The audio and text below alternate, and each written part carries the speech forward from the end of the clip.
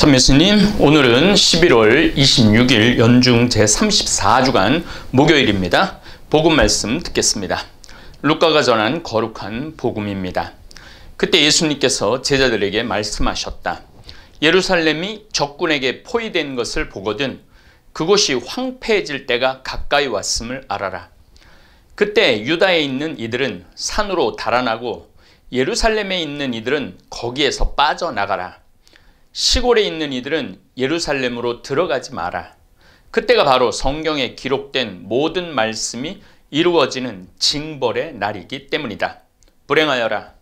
그 무렵에 임신한 여자들과 젖먹이가 딸린 여자들, 이 땅에 큰 재난이 이 백성에게 진노가 닥칠 것이기 때문이다. 사람들은 칼 아래 쓰러지고 포로가 되어 모든 민족들에게 끌려갈 것이다. 그리고 예루살렘은 다른 민족들의 시대가 다 찰 때까지 그들에게 짓밟힐 것이다. 그리고 해와 달과 별들에는 표징들이 나타나고 땅에서는 바다와 거센 파도 소리에 자지러진 민족들이 공포에 휩싸일 것이다. 사람들은 세상에 닥쳐오는 것들에 대한 두려운 예감으로 까무러칠 것이다. 하늘의 세력들이 흔들릴 것이기 때문이다. 그때 사람의 아들이 권능과 큰 영광을 떨치며 구름을 타고 오는 것을 사람들이 볼 것이다. 이러한 일들이 일어나기 시작하거든 허리를 펴고 머리를 들어라. 너희의 속량이 가까웠기 때문이다. 주님의 말씀입니다. 코로나19 바이러스가 100명 이하로 확진자가 나왔을 때 이렇게 코로나19 전염병과 싸워서 이길 수 있지 않을까 하는 정말 자신감, 희망도 부풀었는데 11월 들어서 겨울 대유행이 온다고 전문가들은 말을 했죠.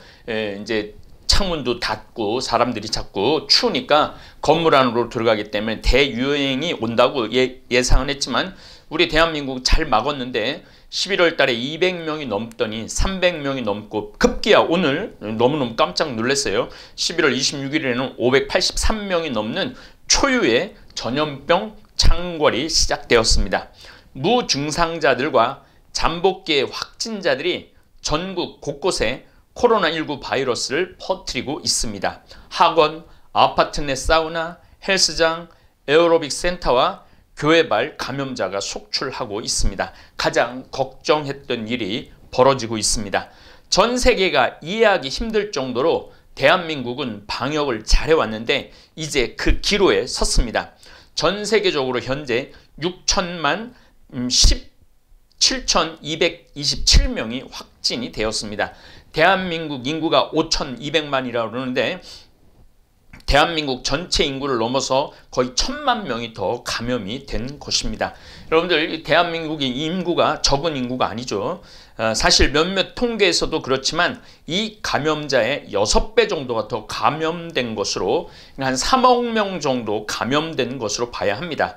지구 인구가 78억, 79억, 80억이라고 보면은 지구에 지금 30명 가운데 1명이 감염된 것으로 봐야 합니다. 공포스럽죠. 백신이 나오든 치료제가 나오든 간에 이제 지구는 코로나19와 살 수밖에 없습니다. 말라리아처럼 독감처럼 1900년 이후 세계적인 팬데믹 유행 감염병이 3번 있었습니다. 1918년 6천만 명이 사망한 스페인 독감, 1957년 200만 명이 사망한 아시아 독감, 1968년 100만 명이 사망한 홍콩 독감, 모두 지역을 명칭 지역입니다.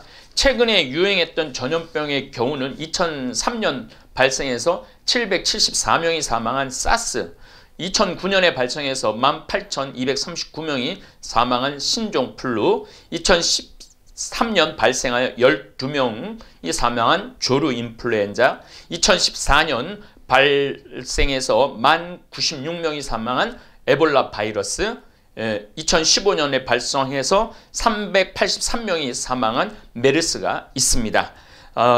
그런데 이 코로나19로는 현재 지구에서 150만 명이 목숨을 잃었습니다.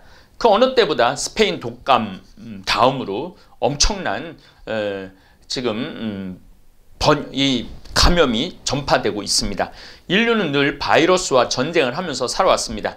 그런데 이번에 코로나19는 결코 쉬운 상대가 아닙니다. 중세를 휩쓴 흑사병과 맞먹는 위력을 가지고 있습니다. 우선 제 평생 살면서 성당에 갈 수 없는 일, 미사를 지낼 수 없는 일은 단 한 번도 없었습니다.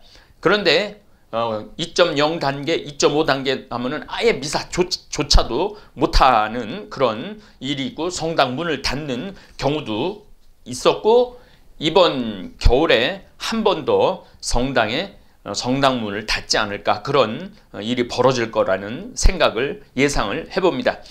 탈줄기 5장 3절, 그들이 다시 말하였다. 히브리인들의 하느님께서 저희에게 나타나셨습니다. 그러니 저희가 광야로 사흘길을 걸어가, 파라오한테 모세하고 아론이 얘기하는 겁니다. 사흘길을 걸어가 주 저희 하느님께 제사를 드릴 수 있도록 허락해 주십시오.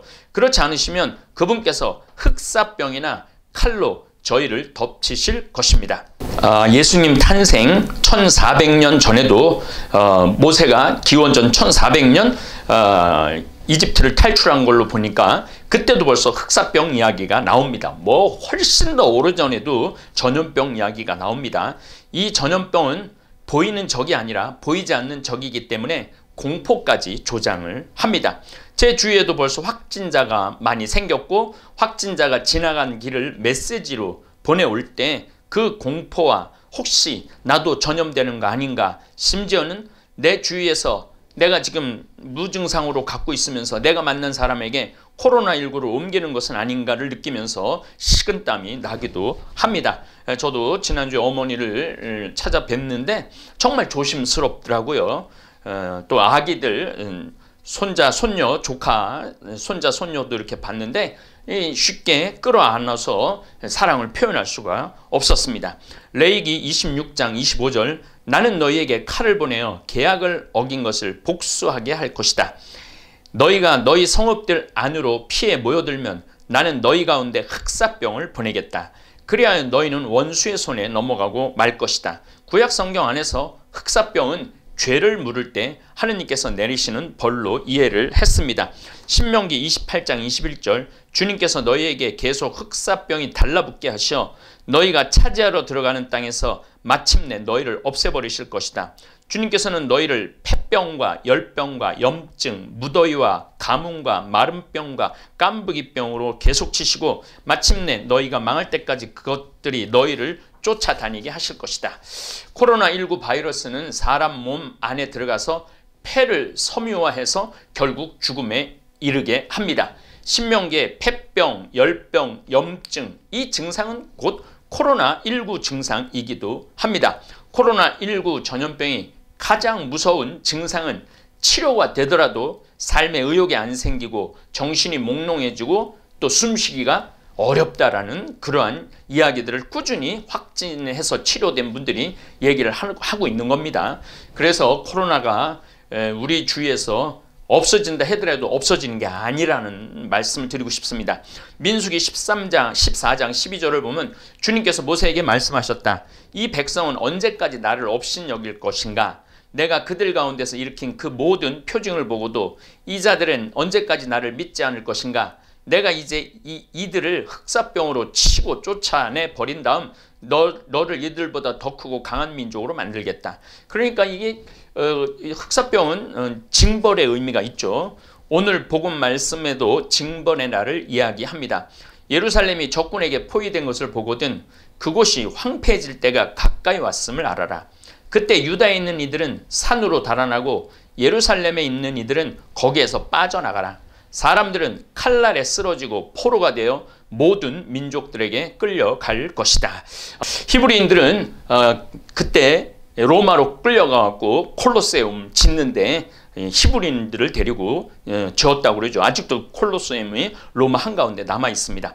그리고 예루살렘은 다른 민족들의 시대가 다 찰 때까지 그들에게 짓밟힐 것이다. 실제 기원 후 70년에 로마에 의해 예루살렘은 철저하게 파괴되었고 유대 민족은 거의 2000년을 떠돌아다니는 예수님께서 예루살렘을 이스라엘을 두고 한 말보다 훨씬 더 처절하게 모든 민족들에게 박해를 받고 외면당하고 마지막으로 히틀러에게 700만 명이나 되는 사람들이 희생되는 비극을 겪게 됩니다.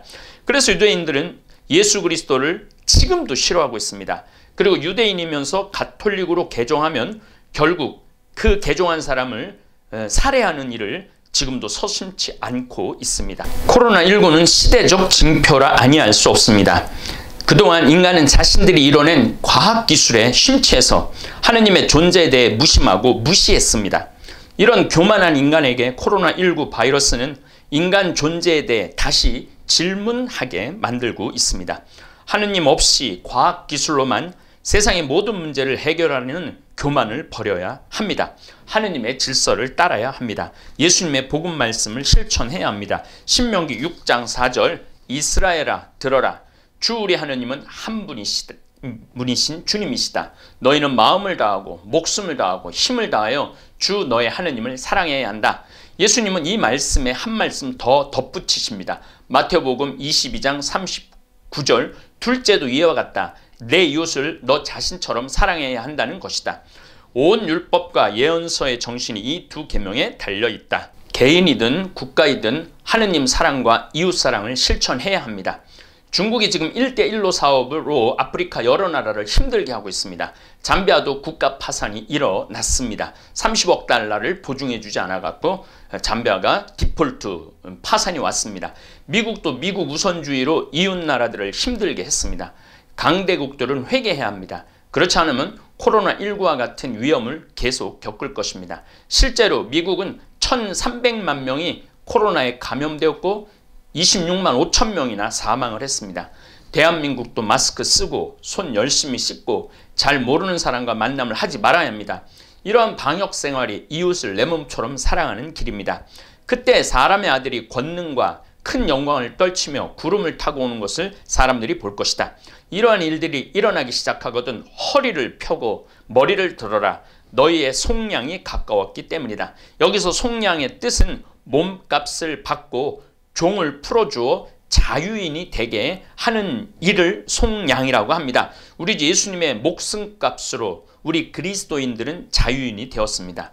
우리에게 자유를 주신 예수님을 이 혼란스러운 코로나19 시대에 더욱더 철저하게 믿어야 할 것입니다. 코로나19의 신앙심이 더 깊어지시는 분들도 있지만 핑곗길에 성당 안 나와도 된다니까 신앙생활을 접는 분들도 있습니다.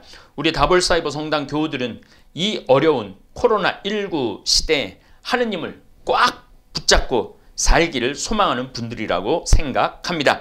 다볼사이버 성당 교우들은 개인 방역 철저하게 하시고 면역력 강화하는 데 도움되는 걷기 운동, 맨손 체조 꾸준히 하시고 면역력 키워주는 평창 생태맘 청국장 가루 매일 꾸준히 복용하시길 바라겠습니다.